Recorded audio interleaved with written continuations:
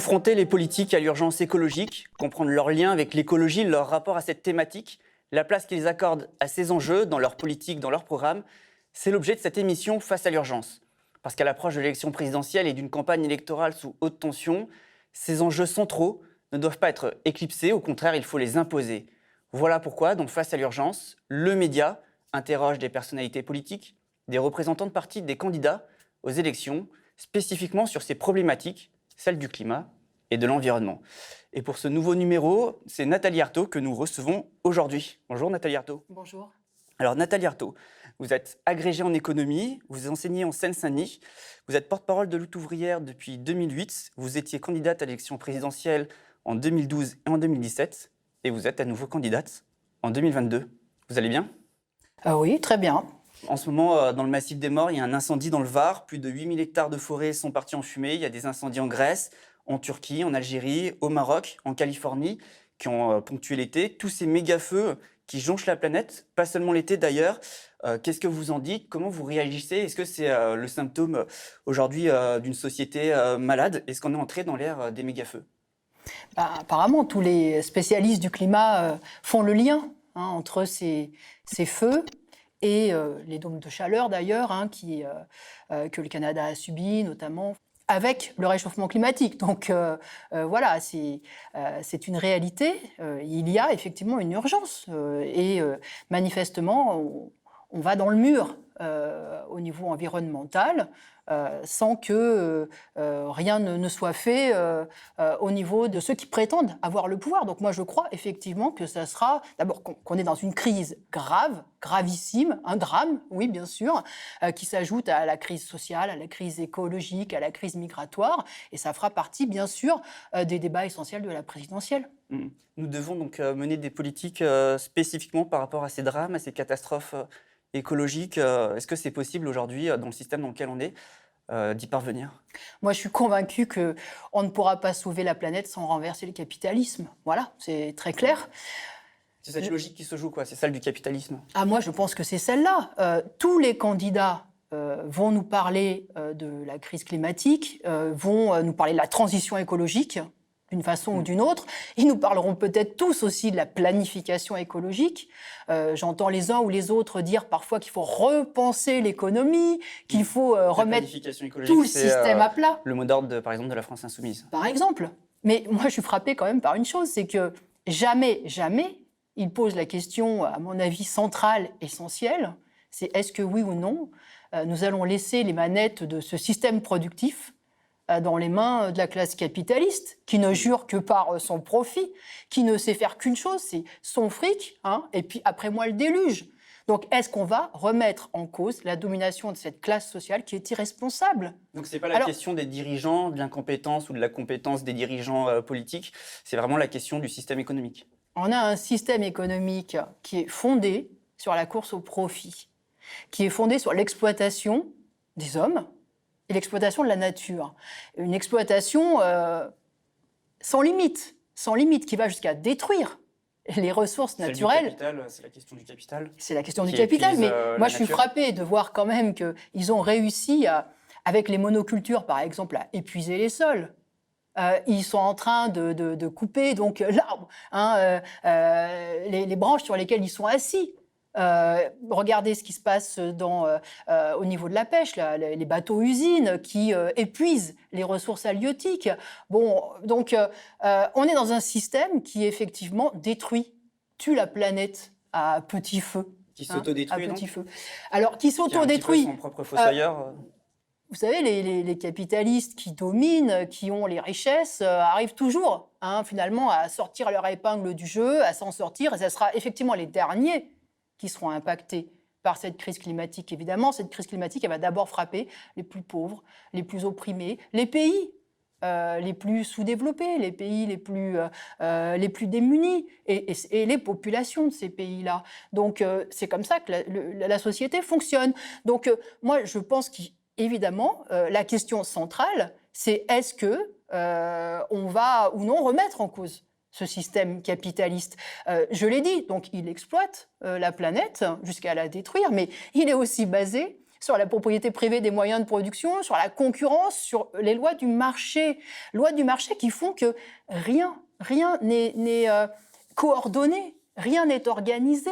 On ne recense pas les besoins, on ne recense pas les moyens qu'on a à notre disposition. Tout ça, la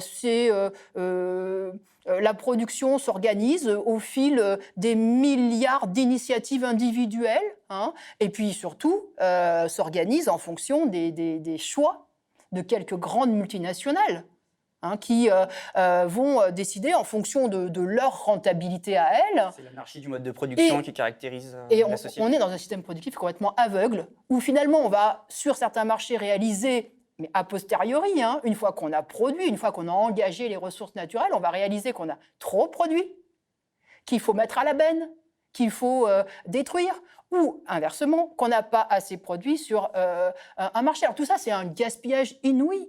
Donc on est vraiment sur un mode d'organisation économique, le capitalisme, qui est effectivement aveugle, qui est complètement anarchique et qui est contraire à une gestion rationnelle des ressources, que ce soit encore une fois des ressources humaines, parce que l'homme, les exploités sont les victimes, les premières victimes aussi de ce système, hein. Et puis, bien sûr, la planète. Et justement, par rapport à l'homme et la planète, pour désigner l'époque que nous vivons, expliquer l'empreinte de l'homme comme facteur principal peut-être des changements écologiques et climatiques, certains parlent d'anthropocène. Vous, au contraire, pour vous, ce n'est pas l'espèce humaine de façon générale, mais c'est le capitalisme, c'est la bourgeoisie qui est responsable. De toute façon... On ne peut pas parler d'anthropocène. De toute façon, toute espèce vivante laisse une empreinte. Hein, sur, ça, c'est... Mais et là où moi, je ne suis absolument pas d'accord avec cette façon de voir les choses, hein, c'est que finalement, la responsabilité, du coup, est partagée. Hein, que l'on soit celui qui subit, qui décide de rien, qui ne peut prendre aucune décision parce que il a rien en main, hein, et puis ceux qui, au contraire, gouvernent véritablement, font les choix, engagent la société dans certaines directions, font les choix de comment on produit l'énergie, de comment on organise les transports, les déplacements, font le choix de ce qu'on produit, de ce qu'on ne produit pas. Il y a quand même il y a des classes. On est dans une société de classe sociale. Il y a ceux qui dirigent, qui ont le pouvoir économique, le pouvoir de décider. Et le pouvoir, encore une fois, d'engager la société dans une direction.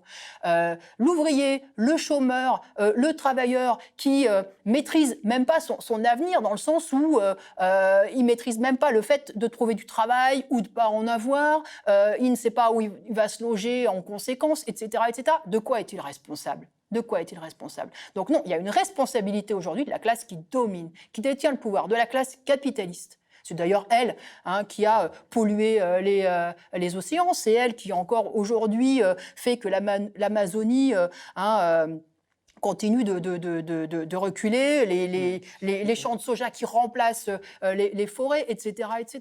Vous me parlez des forêts, vous me parlez de la classe capitaliste, mais il y avait déjà de la déforestation avant le capitalisme. Oui, bien sûr. Mais les Romains déjà... Oui, et puis encore une fois, quand les hommes se sont constitués en communautés plus larges et se sont sédentarisés, bien sûr qu'ils ont eu un impact sur la nature, mais encore une fois, comme toute espèce vivante en réalité. Mais il faut... Donc cet impact sur la nature, il est incontournable, mais il faut le maîtriser collectivement. Et aujourd'hui, on en est absolument incapable parce que, encore une fois, tout notre système n'est guidé que par le profit, la rentabilité, pour les intérêts d'une minorité. Et ça, on peut le changer. Il faut que les victimes, il faut que ceux qui subissent cette situation, il faut que les exploités, tous ceux qui n'ont pas de fil à la patte, qui n'ont rien à perdre que leur chaîne, hein, disait Karl Marx, eh bien, qui contestent la domination de cette classe sociale qui ne vit que et qui ne prospère que sur le dos de l'ensemble de la population. Il faut qu'ils les contestent. Mais concrètement, comment, du coup, avec les élections, avec les élections.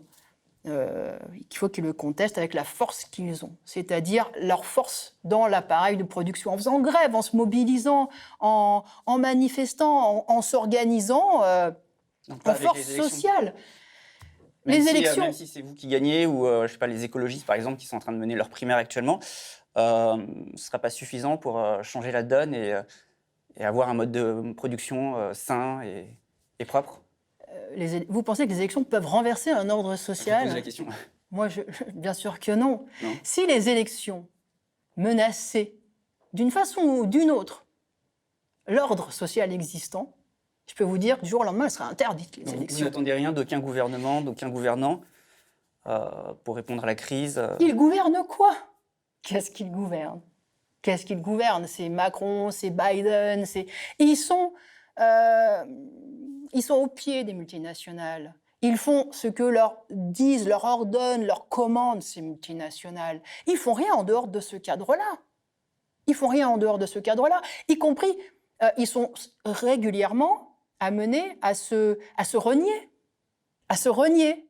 Alors, pendant les campagnes électorales, parfois, ils lâchent quelques engagements, quelques belles promesses sur le climat, sur la répartition des richesses, sur la taxation des plus riches. Et puis, une fois au pouvoir, on oublie tout. On oublie tout, on explique que ce n'est pas possible, que dans le court terme, il faut absolument assurer la croissance économique, les affaires d'un tel ou d'un tel. Voilà. Moi, je pense, par exemple, vous savez, Emmanuel Macron, alors là-dessus, la liste est longue, des reniements. Bon, dernière en date, c'est la Convention citoyenne pour le climat, où Emmanuel Macron avait dit qu'il s'engagerait à entériner les mesures finalement qui sortiraient de cette convention. Et au final, il les a édulcorées parce qu'elles empiétaient trop sur les marchés, les affaires. Oui, il y a eu une loi climat, mais qui ne répondait pas du tout. Et cette loi climat, voilà, a été complètement édulcorée, vidée de son sens. Voilà. Je pense aussi à un autre. Dernièrement, il y a un projet gazier de Total dans l'Arctique qui a fait beaucoup parler et qui a suscité la contestation de certaines ONG qui militent pour le climat. C'est un projet en association avec des Russes dans l'Arctique, alors même qu'Emmanuel Macron avait expliqué que cette route du Grand Nord, il ne fallait absolument pas l'emprunter, il ne fallait pas polluer l'Arctique, etc. Bon, là, l'État français est en train d'ouvrir le portefeuille. Je crois que c'est 700 millions que l'État français, que le gouvernement va finalement mettre à disposition de Total pour ouvrir cette nouvelle exploitation gazière dans le Grand Nord. Donc vous voyez, et c'est bien sûr au nom des exportations. C'est-à-dire qu'ils ne respectent aucune promesse, y compris au niveau international, y compris celles qui sont prises dans les grands sommets. On se souvient de la COP21 à Paris, où il y a eu l'accord pour le climat à Paris. Et puis aujourd'hui, on en voit un résultat qui est vain, quoi. Oui, et c'est pas nouveau. Cette année d'ailleurs, il y a encore des grands rendez-vous diplomatiques sur la question du climat et de l'écologie. Mais il y en aura. Et des grandes déclarations, des belles déclarations. La maison brûle et puis on regarde ailleurs. Enfin, ça, on va avoir ça en permanence. En permanence. Les grandes messes, les engagements, la main sur le cœur, la petite larme à l'œil. On va avoir tout ça. Et puis au final, c'est la réalité économique, c'est les besoins du grand patronat, des grands financiers, des grandes multinationales qui finissent toujours par trancher, par dominer. Donc moi, je le dis à toute cette jeunesse, à tous ceux qui pensent que l'heure de la mobilisation climatique a sonné, il faut remettre en cause cette domination-là. Sans cela, on parle pour ne rien dire. Du coup, si ce n'est pas les élections, c'est quoi? C'est la révolution? L'avenir de l'écologie, c'est le communisme? Je pense que l'avenir de l'écologie, de toute façon, c'est une société gérée collectivement. De toute façon. Il faut exproprier effectivement ces multinationales, la bourgeoisie, il faut exproprier le grand patronat. C'est une remise en cause de la propriété privée. C'est la remise en cause de la propriété privée, des grands moyens de production. Il faut prendre en main ce qui fait l'économie, ce qui la commande, ce qui la structure. C'est-à-dire qu'il faut son un armature. un contrôle de la population sur la production de la population, et sur les industries. des travailleurs sur ces grands moyens de production. Il faut qu'on les coordonne, il faut qu'on les planifie pour répondre aux besoins de la population et non pas pour répondre aux caprices de quelques riches qui ont envie de s'envoyer dans l'espace. Vous me dites qu'il faut la planifier. Tout à l'heure, vous m'avez parlé de la planification écologique en faisant référence notamment à la France insoumise. Tout le monde en parle maintenant, hein, c'est la tarte à la crème. Hein. Donc, mais moi, j'insiste pour dire que parler de planification écologique sans parler d'expropriation des grands groupes capitalistes, ce sont des mots en l'air. Ce sont des phrases creuses. Planifier ? Oui, bien sûr, mais pour planifier, il faut avoir en main les manettes, il faut avoir les rênes en main. Et la production. Cette perspective-là, elle ne peut être portée, renverser la classe capitaliste, exproprier, elle ne peut être portée et réalisée que par cette force sociale que constitue effectivement la classe ouvrière, le monde du travail. C'est-à-dire que seule la classe ouvrière peut mener une politique écologique. Je pense que seule la classe ouvrière au pouvoir, permettant de réaliser cette économie collective, commune, où on recense et on produit en fonction, en respectant et les hommes et la planète, peut réaliser cela. Il n'y a que les travailleurs, que ceux qui n'ont rien à gagner à cette course folle au profit, qui peut le réaliser, qui peut prendre soin, effectivement, à la fois des hommes et à la fois de la planète. Oui, et ça se fera, oui, au travers d'une révolte, d'une révolution sociale. La société, elle n'a évolué, elle s'est transformée qu'au travers de ces révolutions sociales. Ça sera... on a eu une série de révolutions bourgeoises, la Révolution française, dont parle tant d'ailleurs, qui est la référence numéro 1 de Jean-Luc Mélenchon. La Révolution française, c'était une révolution bourgeoise qui a assis le pouvoir de la classe capitaliste sur l'économie. Mais moi, je pense que l'avenir, c'est la révolution ouvrière, oui, une révolution ouvrière qui permettra de faire en sorte que ces grands moyens de production immenses, qui suscitent d'ailleurs beaucoup de... Enfin, en tout cas, moi, je vois qu'il y a énormément de possibilités avec ces grands moyens de production, mais il faut qu'on les organise. Il faut qu'on les organise et qu'on les utilise, encore une fois, au service de l'ensemble de la population. Et ça, c'est les travailleurs, collectivement, qui peuvent le réaliser. Et pour bien comprendre, parce que vous me dites qu'il faut une politique concertée, démocratique, planifiée, quoi. Mais à quelle échelle à quelle échelle on planifie cette production, on planifie cette nouvelle économie? C'est quoi? C'est la commune, c'est l'État, c'est la région, c'est qui? Alors, de toute façon, c'est les travailleurs au pouvoir qui, effectivement, je pense, inventeront de nouvelles institutions, une nouvelle façon de fonctionner et qui prendront les décisions à l'échelle où elles se posent. Elles ne sont pas pensées aujourd'hui?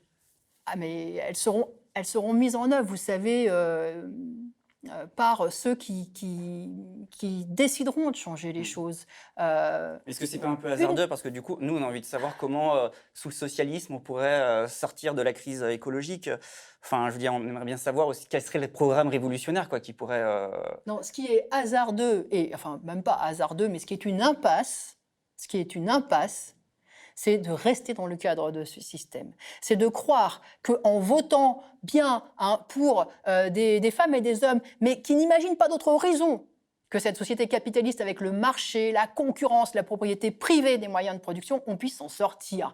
Donc, il faut absolument avoir cette perspective de la révolution sociale. Maintenant, cette révolution sociale, ça veut dire quoi? Ça veut dire la mobilisation de millions de femmes et d'hommes, qui décident de prendre leur sort en main, à commencer pour assurer leurs intérêts vitaux, bien sûr, leur emploi, leurs moyens de subsister, leur logement, leur possibilité de s'éduquer et qui trouveront effectivement les solutions. Vous avez fait référence à la Commune de Paris, mais avant que cette Commune de Paris se mette en place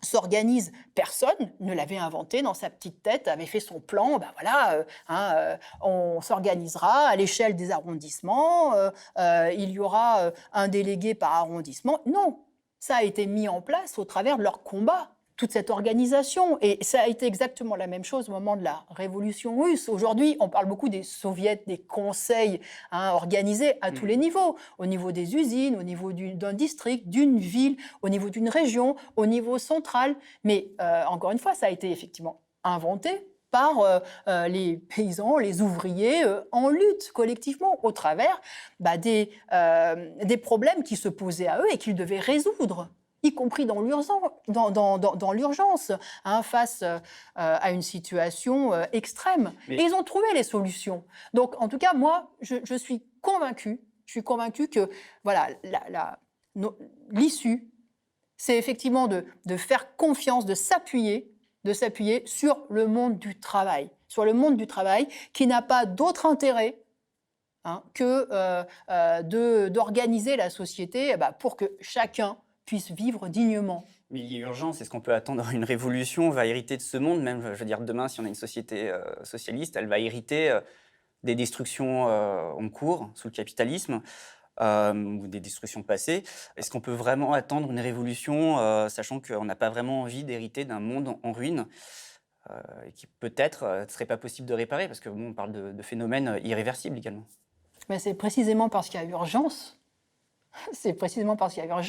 Qu'il faut mettre en avant cette perspective-là de révolution sociale, de changer tout le système. Écoutez, moi, après votre invitation, j'ai réécouté l'interview que Nicolas Hulot avait donnée quand il a démissionné sur France Inter. C'était en 2018, un an après son entrée en fonction. Je l'ai réécouté.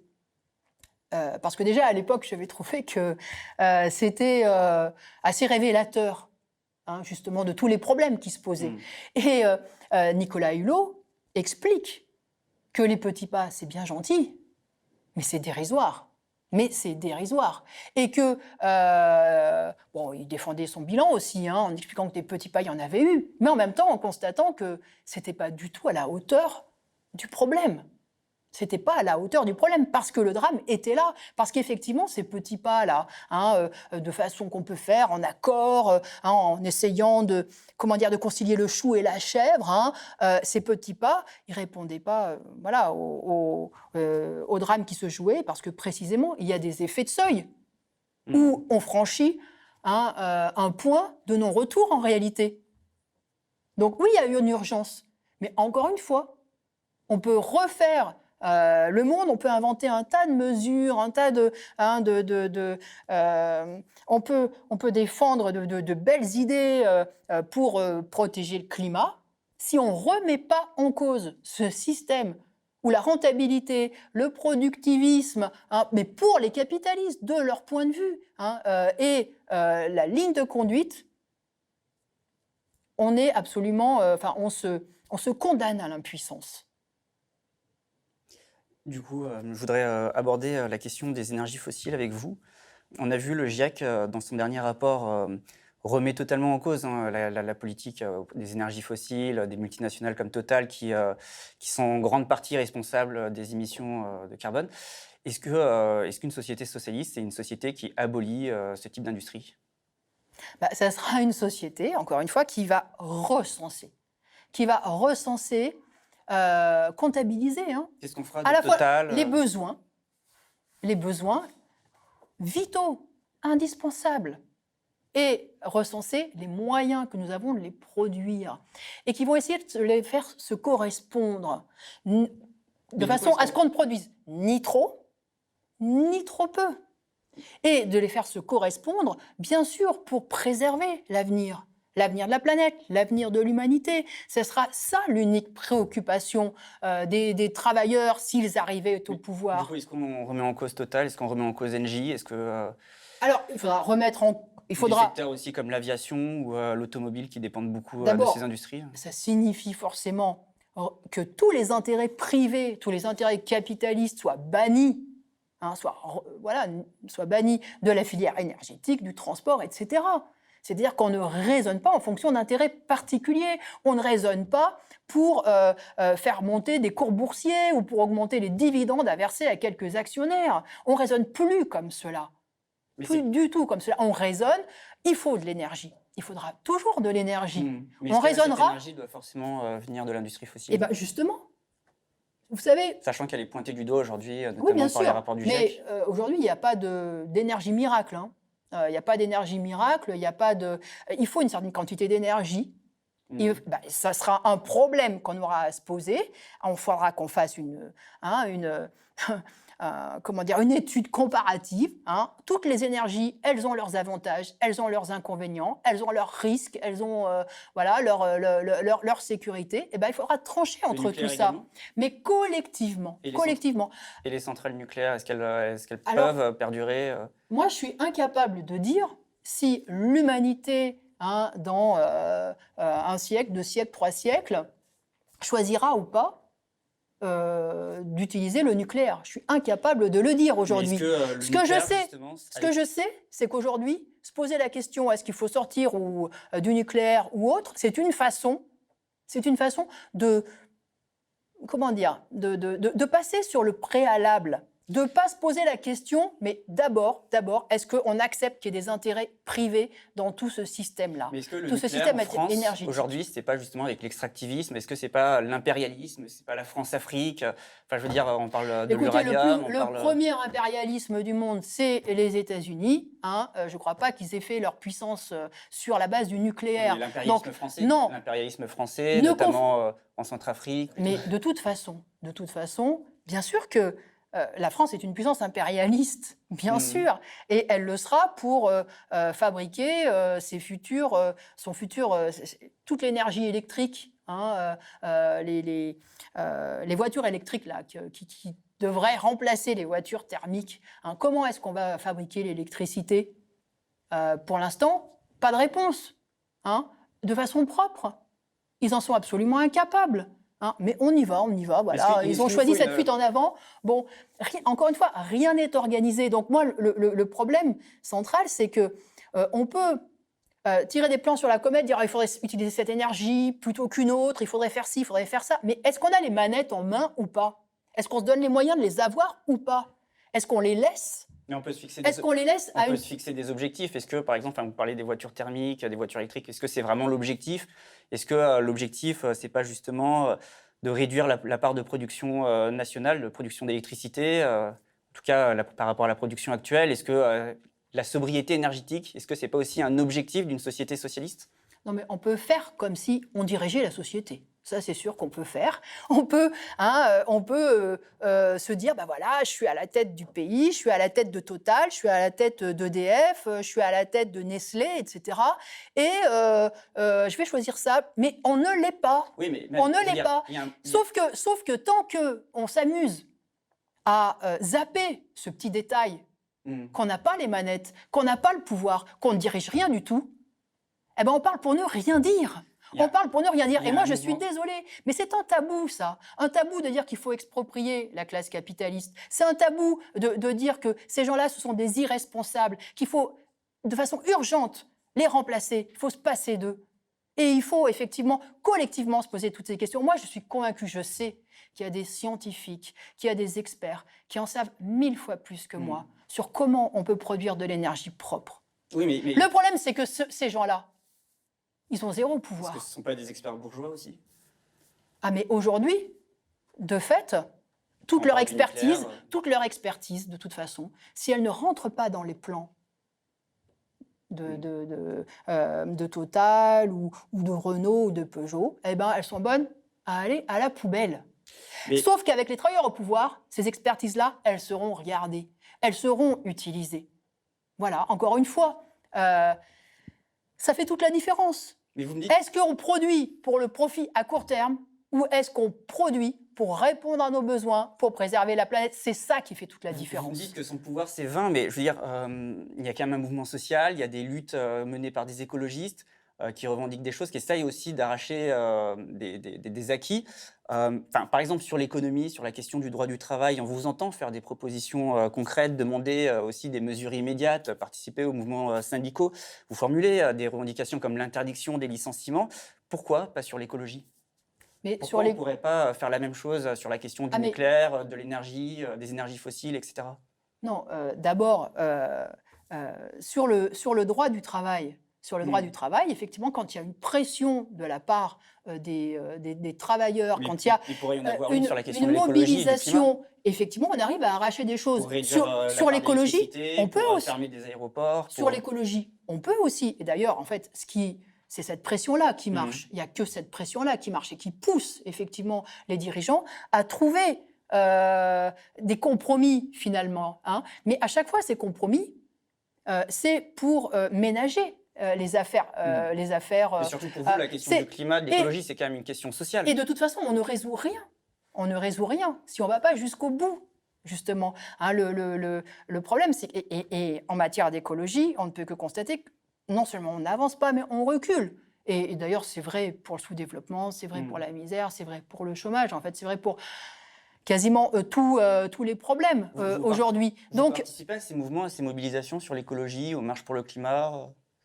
On est complètement solidaires, on partage bien sûr, mais nous... Pourquoi ne pas apporter cette vision lutte des classes dans ce mouvement? Ah, mais c'est ce que je suis en train de faire là aujourd'hui, c'est-à-dire que j'ai envie de m'adresser et de discuter avec tous ceux qui sont mus par cette préoccupation-là, à juste titre, mais j'ai envie de les convaincre.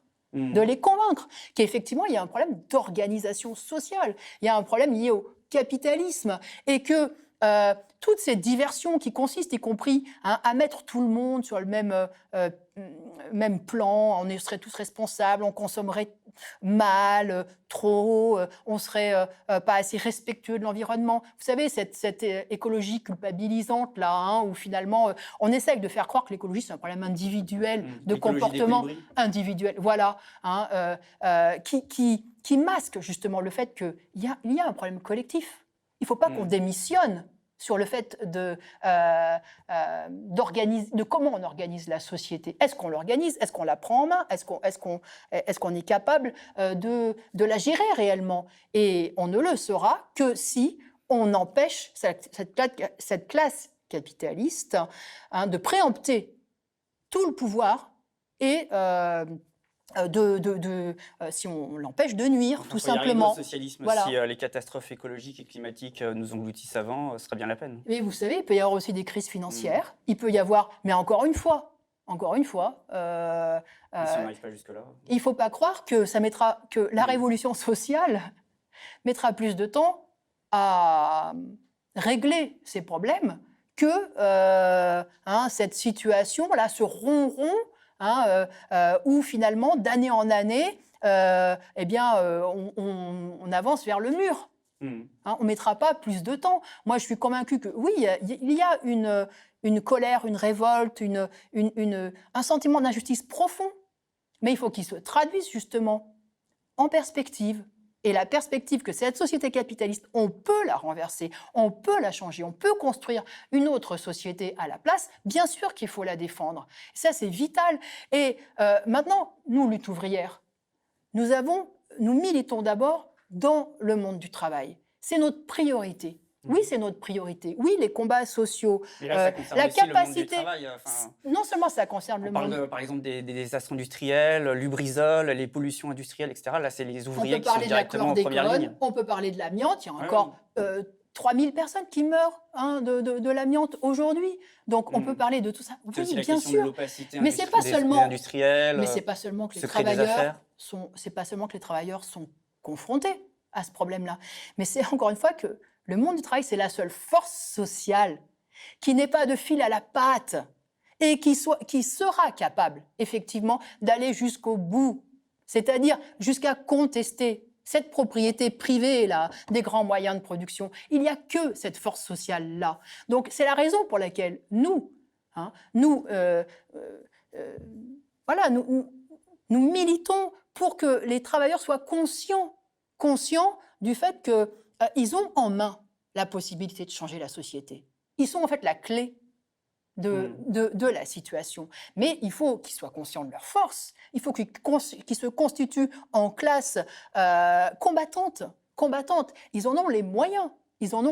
Parce que, c'est ceux qui en ont le plus intérêt à changer la société, mais c'est ceux qui sont le mieux placés pour le faire, parce qu'ils sont au cœur de la société. C'est eux qui la font tourner, c'est eux qui la font fonctionner, c'est eux qui savent effectivement produire. Ils savent produire et ils sauraient bien sûr produire de façon la plus propre possible. Donc ils savent le faire tout ça. Bien sûr qu'il peut y avoir un contrôle des travailleurs conscients sur la production et ça c'est fondamental parce qu'on ne renverse bien que ce qu'on remplace. Et les travailleurs, oui, ils sont capables de faire fonctionner la société comme ils le font aujourd'hui, mais pour d'autres objectifs. Pour d'autres objectifs. Ils sont capables de la faire fonctionner sans avoir à obéir à un conseil d'administration qui impose des décisions délirantes.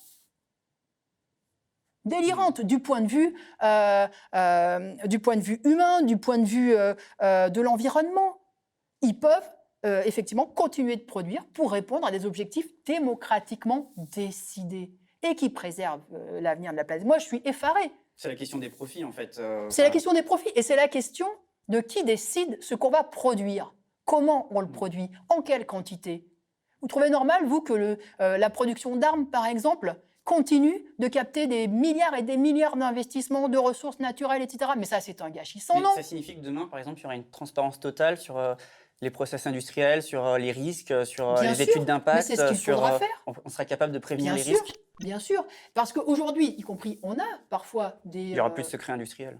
Il faudra bannir ce procès industriel et que tous les problèmes soient posés, mais qu'on les réfléchisse et qu'on tranche ensemble. Et je suis convaincue que, par exemple, au lieu de vendre des Rafales à la Grèce, eh bien, il y a toute une expertise en France sur comment on peut protéger les forêts, par exemple. Eh bien, voilà ce qu'on pourrait donner et transmettre à la Grèce. Vous voyez ? Sauf que là, non. On a Dassault, il faut qu'ils vendent ses Rafales. On a toute une économie derrière. Sachant qu'on est un des principaux exportateurs d'armes. Oui, bon, alors tous ces choix-là, cet immense appareil productif, fantastique, fabuleux, qui devrait nous permettre d'économiser du temps de travail, des heures de travail, qui devrait permettre de diminuer considérablement le temps de travail, de changer nos vies, mais qui devrait permettre aussi... D'ailleurs, en débat à la Convention citoyenne pour le climat, mais ça a été la seule mesure qu'ils ont finalement renoncé de mettre en place. De même, vous voyez, de même, parce qu'en fait, pourquoi ? Parce qu'il y a une pression, le réalisme économique, n'est-ce pas ? Ben oui. On a cette pression, cet ordre social, où il y a des lois. Ils ont débattu sur les 28 C'est pas seulement qu'ils n'ont pas de conception ou de morale écologique. C'est qu'on nous explique qu'il y a des lois. Comme si c'était des lois de la nature. La loi du profit, la loi de la rentabilité. Et si on n'est pas dans le cadre de ces lois, eh bien, ça compte pas. C'est tout cela qu'il faut remettre en cause. Et encore une fois, seul un système où on aura exproprié la bourgeoisie, où on aura supprimé le marché, la concurrence, et où on aura organisé les choses, planifié, en fonction des besoins et des besoins décidés, choisis collectivement. Là, oui, on aura enfin les données du problème en main. Et on pourra... Je voudrais revenir sur quelque chose que vous avez dit tout à l'heure, quand on parlait du nucléaire, sur la question des énergies, notamment des énergies fossiles également. Est-ce que ça signifie que, parce que vous me dites qu'il y a des experts qui savent mieux que nous, etc., est-ce que ça signifie que la technologie est neutre ? Est-ce que ça signifie uniquement que le problème, que ces techniques sont aux mains des capitalistes ? Ou est-ce que, je veux dire, on parle du nucléaire, mais le nucléaire, qu'elle soit aux mains des capitalistes ou de la classe ouvrière, je veux dire, la question des déchets, par exemple, se posera toujours. Oui, bien sûr. Donc, est-ce qu'on peut dire qu'il s'agit là de techniques neutres ? Non, mais encore une fois, il n'y a pas... Enfin, des techniques neutres. Ça se pose pour un certain nombre de technologies. On le voit avec la 5G qui est énergivore de toutes les façons. On va parler d'un marteau. C'est une technique, un marteau. D'accord ? Bon, le marteau, selon dans quelle main il ne va pas servir à la même chose. Oui, mais dans tous les cas, le nucléaire va produire des déchets, la 5G sera très énergivore, mais etc. Même les énergies renouvelables, même pour fabriquer des éoliennes en mer, même pour... Il faut de toute façon... il faut forcément il y a des inconvénients à tout ça. Est-ce qu'on peut pas planifier justement mais il faudra le planifier. Il faudra le planifier et il faudra mesurer les avantages, les inconvénients de manière décentralisée avec les énergies renouvelables de manière décentralisée, moi je ne sais pas, parce que au contraire, peut-être que des petites unités un peu partout plutôt que des grosses, non? Alors ça, moi je suis marquée, je suis frappée par le fait que voilà, les petites unités, produire local, j'ai l'impression que ça devient un dogme. Mais moi, je pense aussi qu'il y a des économies d'échelle qui sont réalisées souvent quand on produit en grande quantité. Ces économies d'échelle-là, il faut les abandonner. C'est rien. C'est des économies, mais des économies aussi en ressources. Donc, ce n'est pas à balayer d'un revers de main. Donc moi, je ne dirais pas ça. Non, il faut que tous ces choix soient faits consciemment et qu'ils ne soient pas pollués. Pollués, encore une fois, par l'intérêt particulier des capitalistes à se faire leur fric, à encaisser leurs dividendes. Il faut que tous ces problèmes soient mis à plat. Mais vous me parliez tout à l'heure de la question des échelles.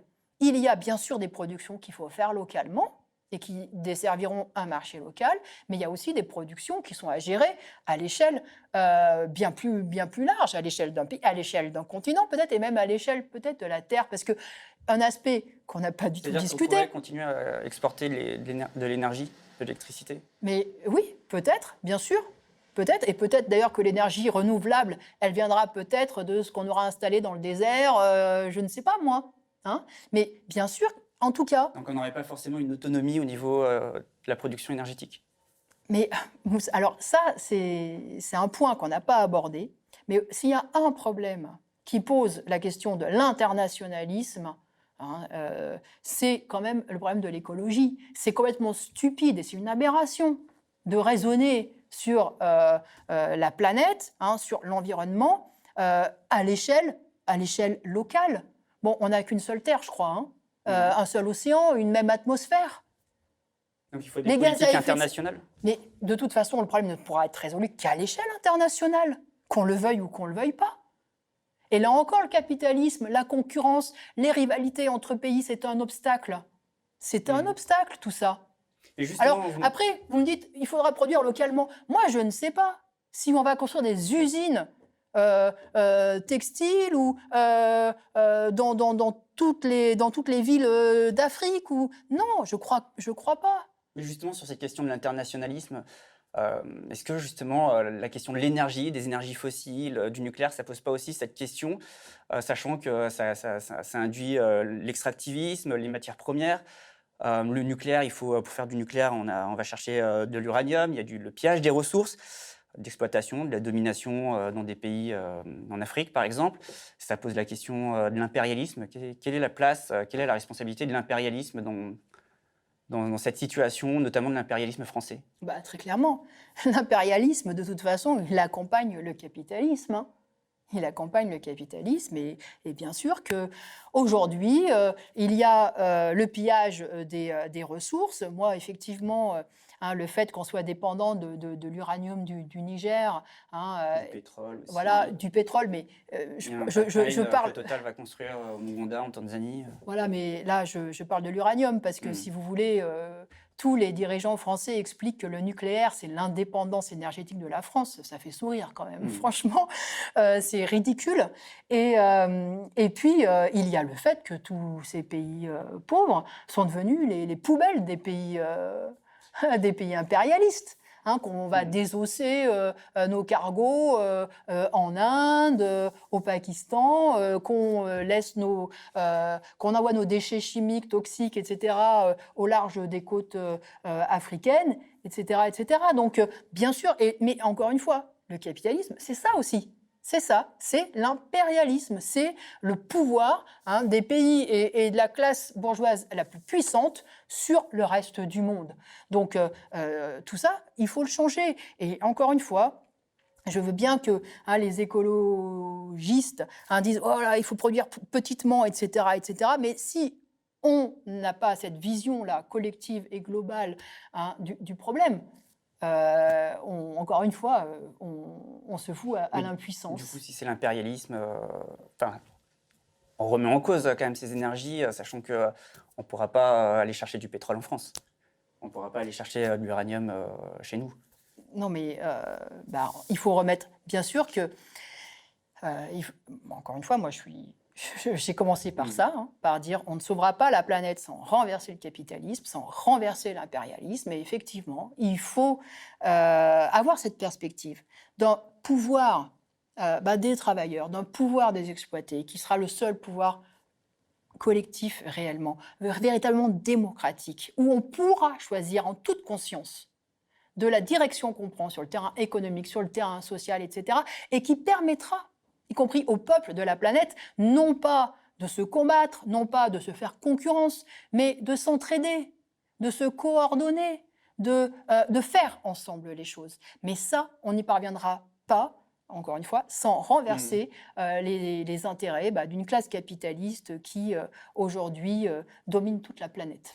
Avant de conclure cette émission, je voudrais vous demander, est-ce qu'on peut comprendre aujourd'hui les rouages de la société, les dynamiques en œuvre, sans les sciences de l'écologie, de la même manière qu'on ne peut pas forcément comprendre sans l'économie? Est-ce qu'aujourd'hui, les sciences de l'écologie, c'est devenu une question essentielle pour comprendre ce qui se passe dans nos sociétés? Moi, ce qui me frappe, c'est que pour comprendre, y compris les mécanismes et cette catastrophe écologique, on a besoin de l'analyse marxiste de la société. On a besoin de comprendre que la société, elle est organisée, elle est divisée en classes sociales. On a besoin de comprendre que le pouvoir, il appartient à une classe dominante qui doit faire fructifier son capital, qui est dans une fuite en avant pour le faire fructifier en faisant tout et n'importe quoi. Est-ce que c'est suffisant? Par exemple, la question du Covid, des pandémies, est-ce qu'aujourd'hui, on peut l'expliquer par la crise du capitalisme, mais surtout par une crise écologique qui est peut-être induite par la crise du capitalisme. Mais oui. Est-ce que c'est suffisant? Est-ce que sans les sciences de l'écologie, aujourd'hui, on peut comprendre ce qui se passe sur notre planète? On peut comprendre, par exemple, ce qui se passe avec cette crise sanitaire? Non, mais les sciences de l'écologie, bien sûr que toutes les sciences sont utiles et sont indispensables. Mais encore une fois, pour comprendre les mécanismes à la base de notre société, il faut comprendre que l'histoire, c'est l'histoire de la lutte des classes. Voilà. Et que la classe dominante, elle porte la responsabilité de l'avenir de la société. Voilà. Et que c'est la classe capitaliste aujourd'hui qui est cette classe irresponsable qui nous mène dans l'impasse, qui nous condamne à la catastrophe. Et que cette classe-là, elle est devenue un obstacle qu'il faut renverser. Parce que les possibilités de la société, les possibilités de l'humanité de prendre véritablement en main consciemment son avenir, elles existent. Elles existent. Cette classe bourgeoise, elle en est l'obstacle. Il faut la renverser et la force sociale des travailleurs, conscients, encore une fois, de leur capacité, de leurs intérêts collectifs, mais pas que leurs intérêts de leurs travailleurs, les intérêts qu'ils représentent pour l'avenir, se battent et se disent que oui, ils peuvent diriger. Et ils dirigeraient 1000 fois mieux cette société que ne le font aujourd'hui ces milliardaires. Sachant que Karl Marx et Frédéric Engels s'intéressaient également à ces questions. J'appelle encore une fois tous ces jeunes qui sont très préoccupés de l'avenir, de réaliser cela, de réaliser qu'il y a une organisation économique et sociale à renverser, c'est le capitalisme. Et que la force sociale, c'est la classe ouvrière qui l'a entre les mains. Donc il faut militer effectivement dans le monde du travail à partir des problèmes qui se posent à elle pour aller de l'avant. Ok, je vous remercie Nathalie Arthaud, merci d'être venue sur le plateau du Média. Je le rappelle juste, pour ceux qui préfèrent nous écouter plutôt que nous regarder, vous pouvez aussi retrouver tous ces entretiens et l'ensemble des émissions Face à l'urgence en podcast, donc sur toutes les plateformes d'écoute. Encore merci Nathalie Arthaud. Merci.